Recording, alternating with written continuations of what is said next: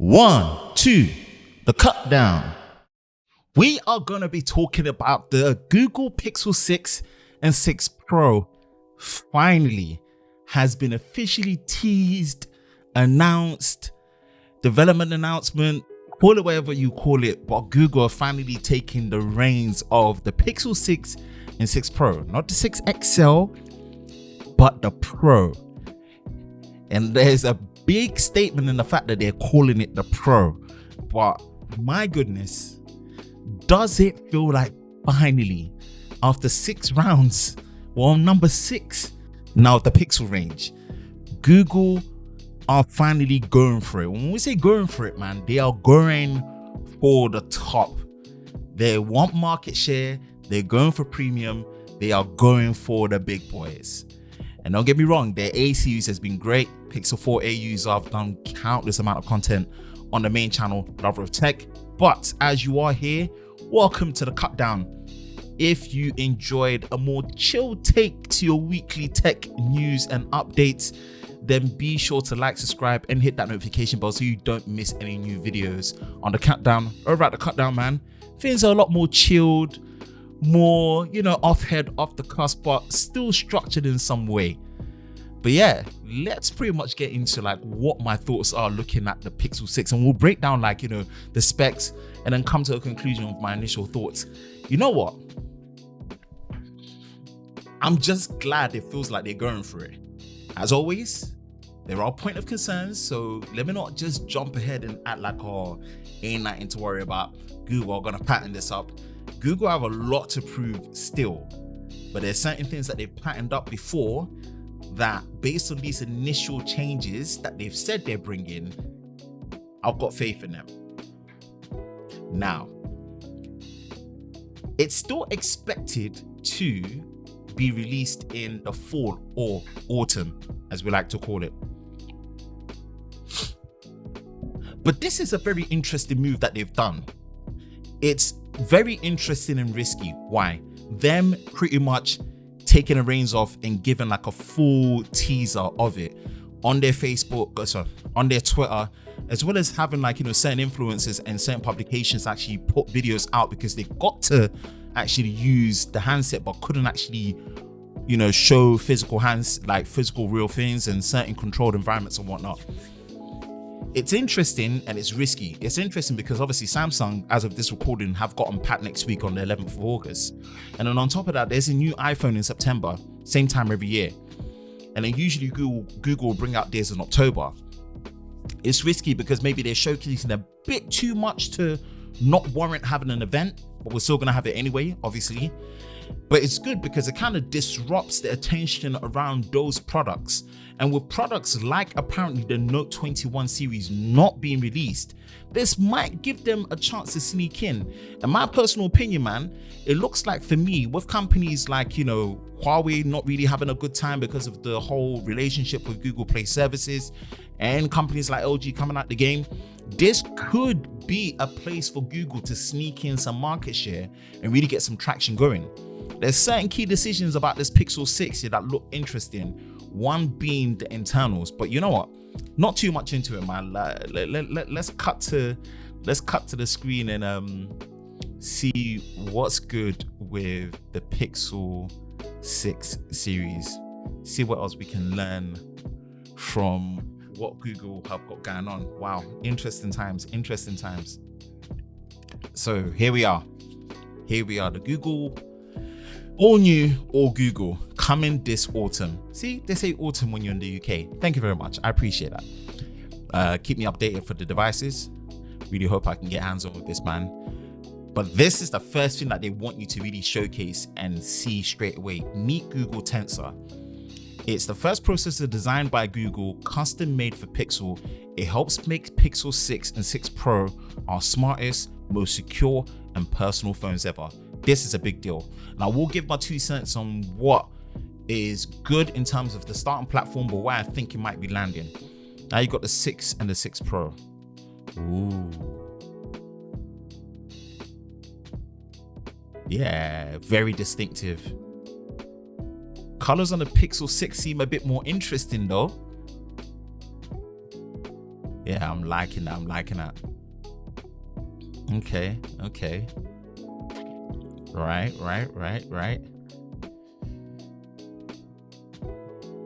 So I did my main reaction on the Lover of Tech channel, but you know what? We'll break it down and see what we've got here going and whatnot, and see what we can talk about. We'll move over to their Twitter. So here is the sneak peek of the latest Google phones powered by Google Tensor, brand new chip designed by Google, custom made for Pixel. Right, so here we are. 3 color combos each, as said. And it said, pro tip, the Pixel phones with more space above the camera bar equal to 6 Pro. Right. In terms of the cameras, you've got 3 cameras on the rear for the Pixel 6 Pro, including telephoto, which is ×4 optical. So I'm guessing it's using some form of periscope technology there. Pixel 6 has the same great cameras, but just no telephoto. You've just got the wide and the ultra wide. New chip by Tensor. So this is what it's all about, right? A custom designed chip, and they're really focusing on AI and the algorithms and how that helps with video performance, pictures, the whole operating system that works with Android 12 natively. It says the highlight of Tensor is that it can process Google's most powerful AI and ML models directly on the Pixel 6. Interesting. Rather than using online, it's offline on the chip. You'll see transformed experience for the camera, speech recognition, and many of our Pixel 6 features soon to come. Wish you could show you more, but you need to wait. All right, then, Team Pixel, cool. And obviously, in terms of the UI, Android 12, and then Material U, which is the whole new UI design language that they went through at Google I/O, which is looking slick. The matte black color, the black color is calling to me still. Calling to me still. Ooh, leaks. Right. Now, from what I remember, we'll cut back. From what I remember from my reaction, with the Pixel 6, you do have a 6.4 inch display. 6.4 inch display. As well as having a 6.4 inch display, it's a flat display, it's full high definition plus, and it's a 90 Hz AMOLED display as well. Again, no signs of what we're getting in terms of the brightness levels and whatnot, haptic feedback, but you do get an in-display fingerprint scanner. So they've moved it from the capacitive rear to the in front. I do prefer it. In-display fingerprint scanners, especially with what Samsung showcased with the S21 Ultra, have really come a long way, especially if you put good haptic feedback on there as well. USB-C, dual cameras at the rear, Tensor powered, and I believe it should be 8 GB of RAM and 128 GB of storage. I don't know if they disclosed that or not. Pixel 6 Pro. Here's where the fun begins. 6.7 inches. That is the biggest physical form factor size that we've seen on a Pixel display. And it's a quad high definition plus, and it's 120 Hz. Again, we don't know brightness. We don't know if the 120 Hz is LTPO based and is variable, or is static, or you've got options to pick in between. But they're going for it. Full out flagship display experience. Slightly curved on the edges. How pronounced the curves are, we don't know. But this is a very interesting move by Google, right? Triple camera with the optical zoom at ×4. All new sensors that apparently Google are saying is going to give you 100%, 150% more light. Now, this is a big deal in terms of the sensor change, because they've been using practically the same sensor since the Pixel 2 all the way up to the Pixel 5.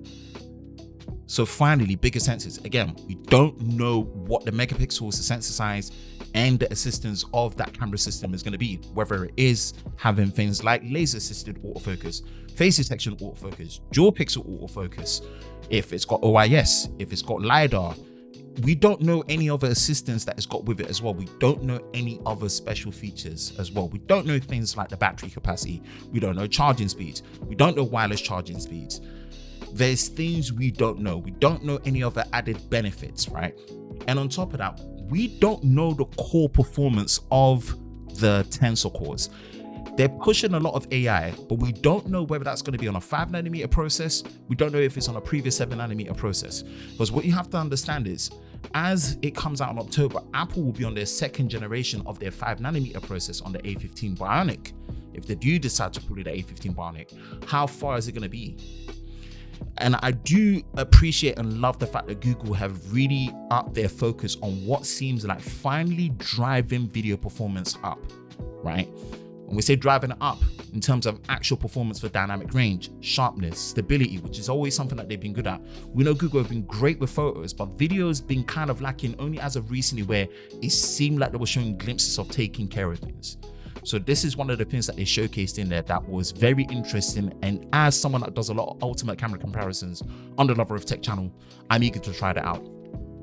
I hope they don't forget how important video selfie is, where you can finally record videos in 4K up to 60 frames a second with stabilization and good dynamic range, and things like having the flexibility of being able to switch between all the camera lenses. Please, there's the finer details that we don't know, but one thing I will have to say without getting too hyped is Google are going for it on a premium end, and they said it's a premium product.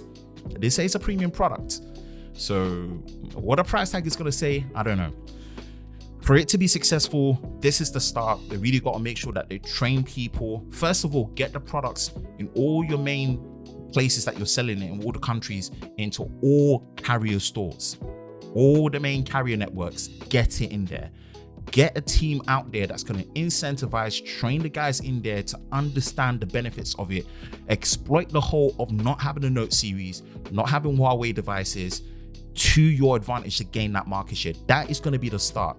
And then showcase what you can do with your design chip in terms of longevity of the product support, as well as the power that you're going to get.